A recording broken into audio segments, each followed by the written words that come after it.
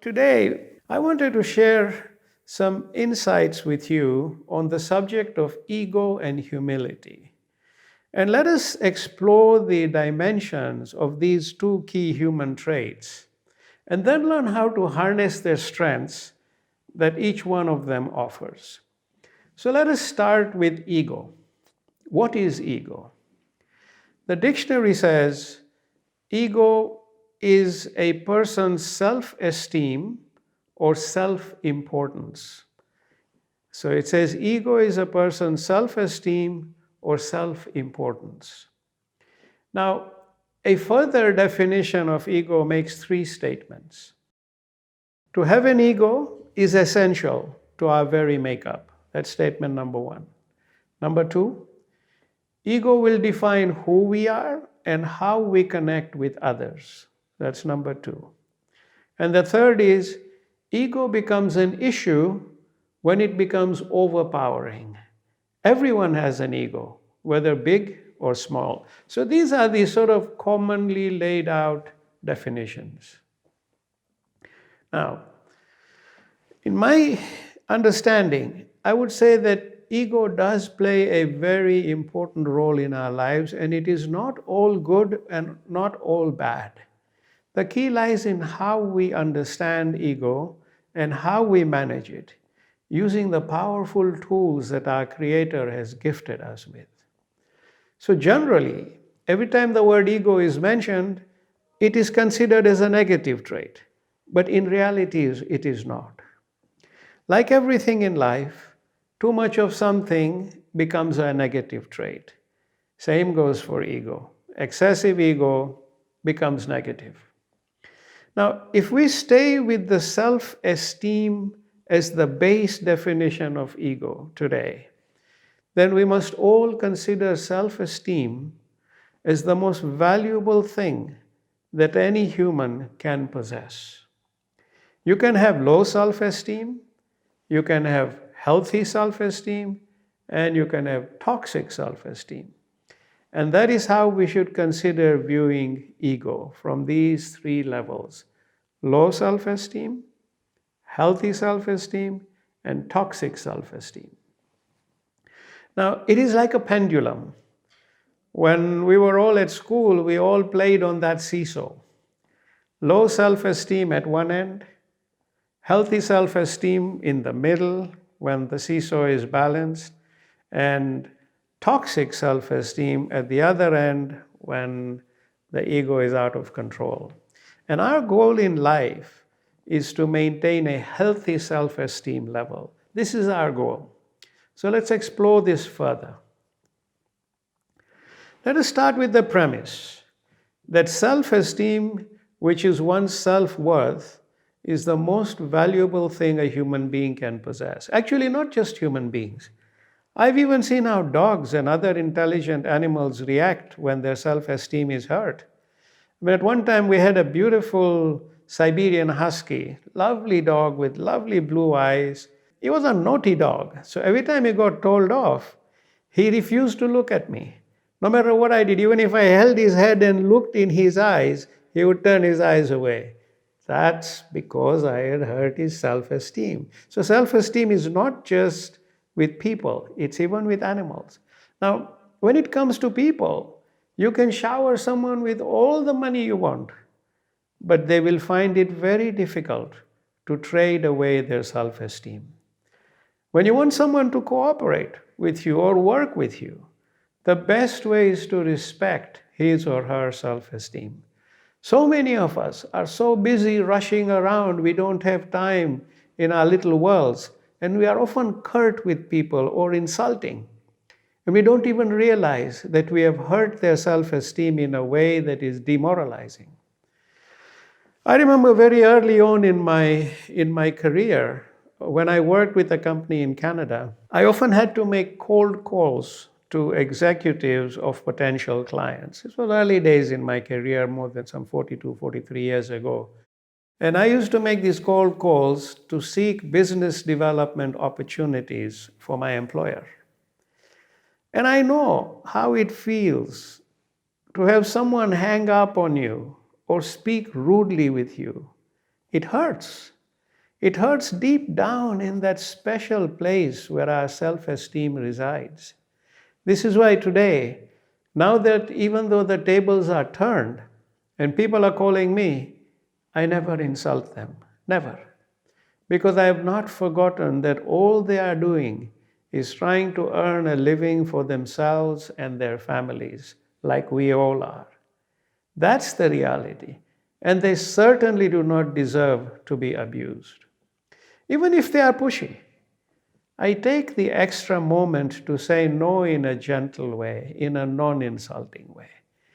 I was in their shoes some 40 years ago, and I keep reminding my children and their friends and my friends of this. Often, when I see them tell off a cold caller, I say, wait a minute, guys, wait. That wasn't necessary. Be nice. So, self esteem is something every human being is deeply sensitive about. If you really want to get through to someone, reach their self esteem in a respectable and positive manner. And they will listen to you and take on board whatever you have to say. If you want them to shut down, simply attack their self esteem and your job will be done. People will cower in, they will shut down, they will close up. Each one of us has feelings, and these feelings are like instruments of an orchestra. Some instruments need a lot of fine, gentle tuning. Others can be tuned with ease. So the key to happiness and healthy relationships is to recognize that everyone feels and responds to our behavior differently, some being more sensitive than others. We have to always be cognizant of their self-esteem. And as long as we have that awareness, we will not unknowingly hurt them. Now, I remember many years back in New York, I was having dinner with some people who were fairly powerful bankers at the time, and I'm talking a very long time ago. It was a very upscale restaurant, fine dining, beautiful ambience, fancy place, and I think these guys were trying to impress us. And our waiter, who looked like a Hispanic guy, he made an error and spilled some water on the table, making one of our hosts absolutely livid. The poor man got a rude telling off. He was much older than us, and my heart broke to see his face fall. His self-esteem had been crushed in front of these strangers. Why? Because he was there serving us and he made a mistake. Didn't deserve that. So each time he came to our table, from as soon as we sat down, and each time he came back to our table, I always addressed him as sir. And this bothered one of our hosts who said, he's a waiter and this is his job. And he is terrible at it. And he started laughing. And he said, you don't have to call him sir. And the rest of his colleagues found his comment funny as well, that he was terrible at his job, and they laughed. But I was actually taken aback by this comment and went on to explain that the job this man was doing was his way of earning his living. And that did not give any of us any rights to treat him as a lesser being. And then there was silence. Once I had spoken, there was silence at the table, a very uncomfortable silence for everyone. The deal was off, because once we left that dinner, I refused to do business with those people because of that one experience. Because I could see that in their eyes, self-esteem meant nothing. They judged and treated people according to their status and their occupation, and they treated them however they wanted. They were arrogant. And they didn't even recognize the humanity of this man for a second. And there's no way I was going to walk their path, nor have them as partners, no matter what the upside was. Wasn't happening. The reason I say this is we all must place a very high value to self-esteem. And when we see someone's self-esteem being destroyed, don't be their partners, don't go to bed with them, don't engage with them, because people who think that way need a lot of coaching and education. And it's a risk to take those kind of people on board in relationships where, the core fundamental human value is not recognized. It's a risk. Now, let me share with you a story that has had quite an impact on my thinking to date. And I've shared it with some of you before, but its message is very pertinent today. And this story is about an old man who was a very devout and charitable servant of the Creator. And this old guy, he opened his doors to every poor person who wanted a meal. His doors were always open. The poor always came to him, and he fed them every day. And we're talking lots of people. And then one day he was in prayers, and he was so spiritually advanced that he used to see his Creator. And one day he was in meditation, and he sees his Creator, and his Creator says, "I'm very happy with you. Ask me whatever you wish." And he said, "Well, I only have one wish, that you come to my home, grace my home with your presence, and have dinner with me." So the Creator said, "That's all?" He said, "Yes, that's my wish. I don't want anything else." And so the Creator said, "Okay, I will come there day after tomorrow, for dinner to your home." So the next day, this guy was busy preparing and was excited. He's going to get to receive the greatest guest ever. And he fed everybody the next day. And then the following day, he said, "Look, today I have a very important guest coming. So please, today don't bother me. Forgive me. Come back tomorrow and I'll give you guys everything you need." So most of the people who were regulars coming there, they didn't come. But there was this one man who came, very sort of a homeless guy. He came and he said, "Please, I'm starving, feed me."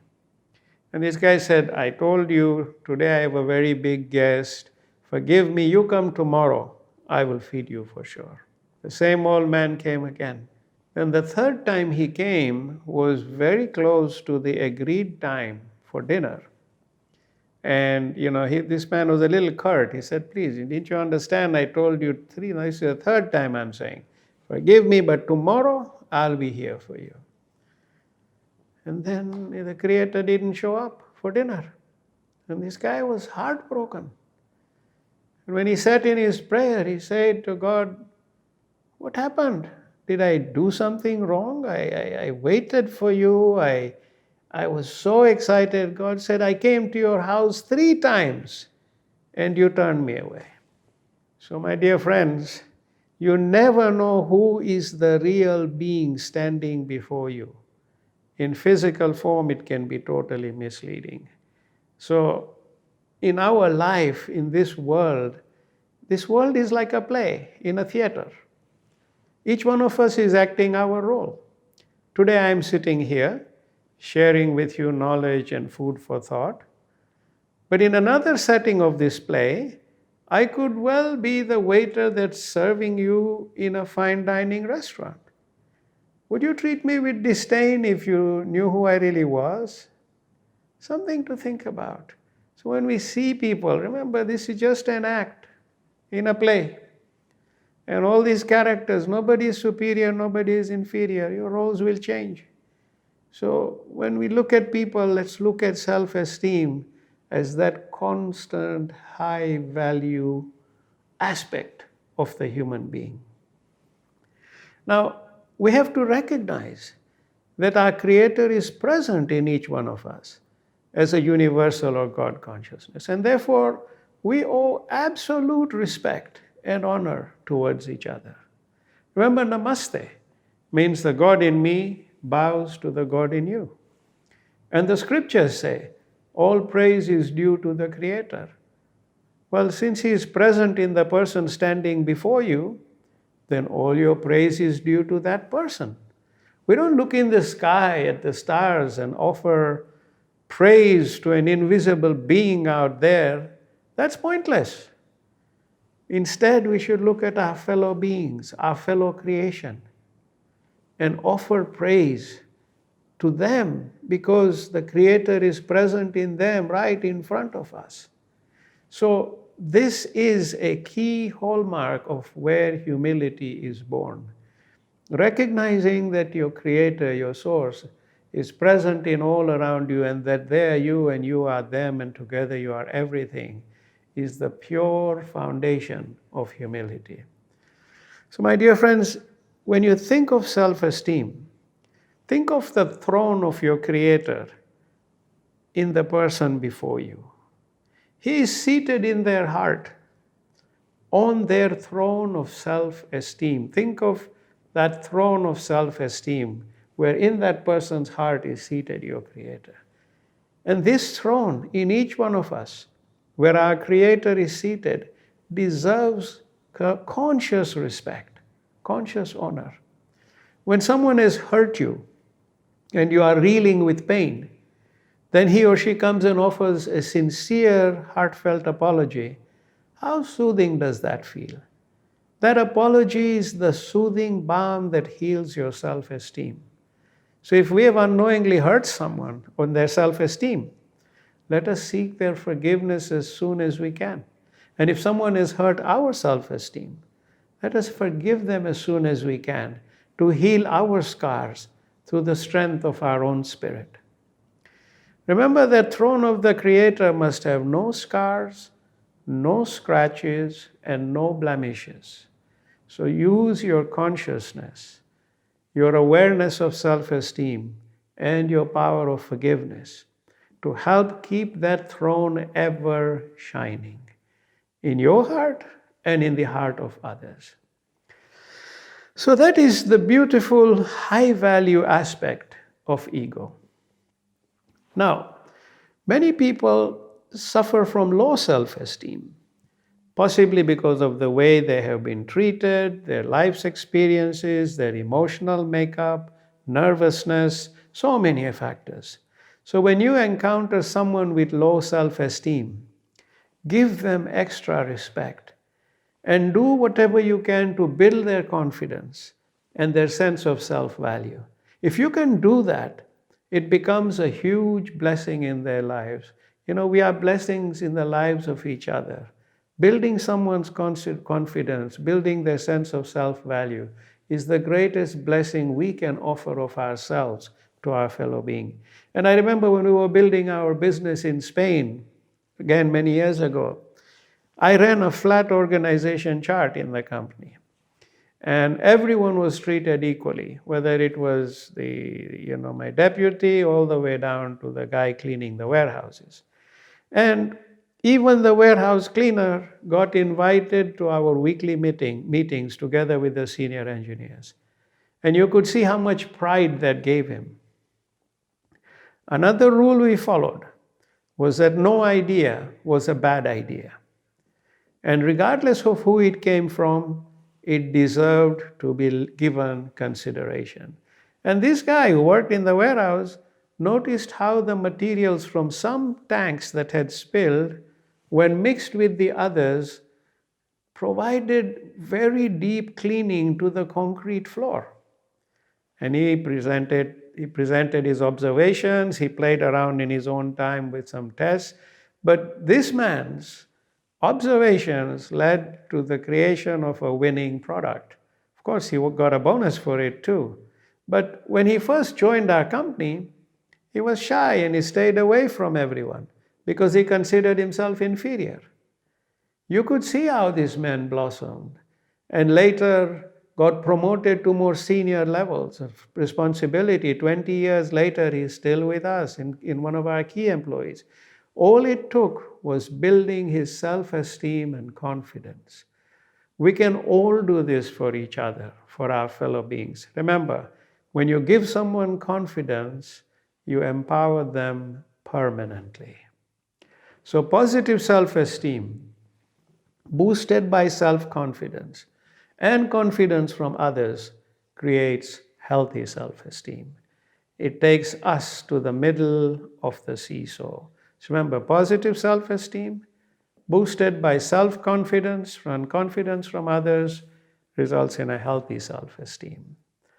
Then, of course, there is the other side of ego, which is the excessive self-worth and toxic self-esteem, where one holds an excessively high sense of value of themselves, making them feel superior to everyone else. That is toxic ego. And it is like a powerful dark cloud that forces us to live and confines us in our own little self-center, where we only see ourselves and no one else. We only care for ourselves and are totally oblivious to how others feel. We mistakenly consider ourselves to be more powerful than others. We treat people in terrible ways and never for a moment realize the damage we are doing. That side of ego is that serpent that hides within the dark cloud, the serpent that will deny that it even exists. When you tell someone they are being egotistic, they'll look at you with surprise and go, "Heavens, not me. I'm not egoistic," they will say. So that is the other side of ego, which we are all very familiar with. Here's an interesting question. And I've asked you this before in one of the classes. What was the one word that the serpent said to Eve that changed everything? That word is I. As soon as I came in, the ego was born, with a good side and a toxic side. I is the one word that has practically caused major devastations in the world. Lots of failed relationships, destruction of love, wars. The toxic I is the seed of greed and the seed of arrogance and more. And the toxic I is a powerful centered belief that places one above everything else. I am the cause. I am the effect. I am the reason why life happens. There is only one thing that matters, that is me. I am the best and the most humble person you will ever encounter. Well-spoken words of the toxic ego. So our world is littered with examples of massive egos, from Adolf Hitler to Idi Amin to Joseph Stalin to so many others who we also see frequently on the news when we turn our TVs on. These are extreme examples of toxic ego. But our world has a full spectrum of egos, from subtle to blatant, and I'm talking of the toxic ego. People with toxic egos are also not very strong. They are very easy to manipulate by simply stroking that serpent. In one of my Facebook posts, I related the story of the wind and the cloud. And the wind said to the cloud, "I am the most powerful. I have complete power over you." And the cloud said to itself, "Please keep believing that, because you can carry my burdens and take me wherever I want to go. You keep believing you're in charge. That's great for me." So my dear friends, we have briefly explored the two sides of ego. One is noble and precious, the self-esteem, and the other, the serpent, the almighty ego. So where does humility come into all this? What is humility? By definition, humility is freedom from pride and arrogance. That's a beautiful and simple way to put it, because pride and arrogance are the foods that make the serpent stronger and stronger and more dangerous each day. Therefore, when we gain humility, we starve the serpent. It becomes tame, and finally it disappears. That dark cloud it lives within also disappears, making way for new rays of sunshine to enlighten and warm our being. The power of humility is the cure for the toxic ego. And remember, when you stand out on a dark, starry night looking up at the universe, you realize that you are not even a speck of dust in front of this grand, vast universe before you. That's a great reminder of humility. When you're on a plane, flying 35,000 feet above the ground, and you look down below you, and you see this little speck of light, and what it is a little home. In that home lives an egotistic human being, maybe, who thinks he or she is the center of the universe. But from 35,000 feet, all they are is a tiny speck of light, almost insignificant, almost missable. That's also a great reminder of humility. Humility is like the reins of that horse that you can pull to take you away from your narcissistic, toxic self-ego and return you to the healthy self-esteem, where you are at your best and where your greatest potential resides. Now, one very useful technique I have shared with you, and it is on my YouTube channel and in our website, is anchor thought, where we anchor our state of mind in powerful levels of thought, and you've all practiced it. Now use this technique to anchor yourselves in confidence and humility every day. If you want to reach that balance of healthy self-esteem, anchor yourself in confidence and anchor yourself in humility, so that you may grow with the power of these two core strengths that our Creator has endowed us with, and the third one being forgiveness. So in conclusion, today we have learned the following key lessons. 1, self-esteem is the most precious thing in the world for every being. 2, our goal is to live with a healthy self-esteem. Thirdly, remember the seesaw. Let's get to the middle where it's perfectly straight. And then use the power of confidence to help those with low self-esteem, including yourself, to ascend to the level of a healthy self-esteem. So if your seesaw is down, use confidence. Bring it to the middle. To achieve this, anchor yourself in confidence every day through anchor thought. Then use the power of humility to eliminate the toxic ego and restore yourself back to a healthy self-esteem, and help others do the same with your knowledge. And to help yourself in this pursuit, anchor yourself and your state of being in humility every day. Now, that kind of ties together the subject of ego and humility. And since most of you here are meditators who are actively engaged in daily meditation for spiritual growth, let me leave you with a very short story and question on spiritual humility. Maybe it's less than a story. There was a sage who had advanced very high in his spiritual journey, to the point where he discovers the light of his Creator. And one of the core qualities of this sage was humility. And the Creator asks him, have you truly understood spiritual humility during your lifetime in the material world? And the sage humbly replies, yes. The Creator repeats the question. Have you actually achieved true spiritual humility? Sage is a bit worried now, not knowing what to say, because when the big guy asks you the same question twice, there's got to be a different answer. So the Creator says, being humble is very easy when you live in duality with me. Being humble is very easy when you live in duality with me. What does this duality mean? It means when we see ourselves as being different from our Creator, that is a state of duality.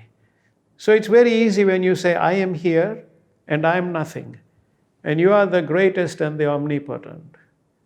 Because from where I stand, I am totally humble, and you are far, far greater than me. That is duality. And the Creator says being humble in that state is very easy spiritually. But then he said, now you are one with me, right? And the sage says, yes. He said, so we are no longer in duality. You and I are now one. You have recognized me in every form. So the sage says, yes. So the Creator says, so now, from this moment, I am going to give you my powers. Whatever you think will be. You can create anything you want. You can heal anyone you want. You can make anything happen. I'm going to give you my powers and put you back in the material world with all these powers. Then show me if you can truly be humble, in spite of all the powers you possess. People will worship you. People will place you on the highest of pedestals. Let me then see if your humility still prevails over everything. The sage was terrified. The Creator smiled at him and said, I know you will succeed finally. And when you return to me, you will have gained true spiritual humility. That's something I want you to experience. And he sends him back in the world and, gives him those powers that are scary. Okay? But let me leave you with this thought. Imagine if you were the sage. Contemplate what humility really means from the perspective he is about to learn, because that is real spiritual humility. So with that, I'm going to wrap up our insights. I hope you found that useful.